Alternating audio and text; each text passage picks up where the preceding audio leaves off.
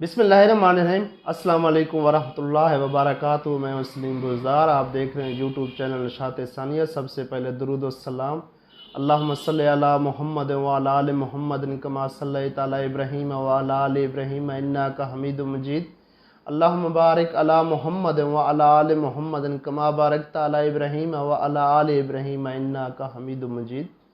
हज़रत शाह फूलपुरी ने इरशाद फरमाया है कि कितना ही शदीद कब्ज़ तारी हो, कल्ब में इंतहाई जुल्मत और जमूद पैदा हो गया हो और साला साल से दिल की ये कैफियत न जाती हो, तो हर रोज़ वज़ू करके पहले 2 रकात नफल तौबा की नीयत से पढ़े, फिर सजदे में जाकर बारगाह रब्बुल इज़्ज़त में आज़ो नदामत के साथ खूब गरेजारी करे और खूब इस्तग़फ़ार करे। फिर इस वजीफ़ा को 360 मरतबा पढ़े। या हय्यो या क़य्यूम ला इलाहा इल्ला अंता सुब्हानका इन्नी कुन्तु मिनज़ ज़ालिमीन। वजीफ़ा मज़कूर में या हय्यो या क़य्यूम 2 अस्माए अलहिया ऐसे हैं जिनके अहम आज़म होने की रवायत है, और आगे वो ख़ास आयत है जिसकी बरकत से हज़रत यूनुस अलैहिस्सलाम ने 3 तारीकियों से निजात पाई। पहली तारीकी अंधेरी रात की, दूसरी पानी के अंदर की, तीसरी मछली के पेट की।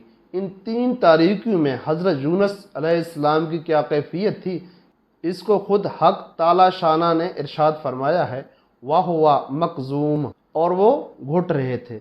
कज़्मुन अरबी लुगत में इस करबो बेचैनी को कहते हैं जिसमें खामोशी हो। हज़रत यूनुस अलैहिस्सलाम को इसी आयत करीमा की बरकत से अल्लाह ताला ने गम से निजात अता फरमाई, और आगे ये भी इरशाद किया है, वकज़ालिका नुनजिल मुमिनीन, इसी तरह हम ईमान वालों को निजात अता फरमाते हैं।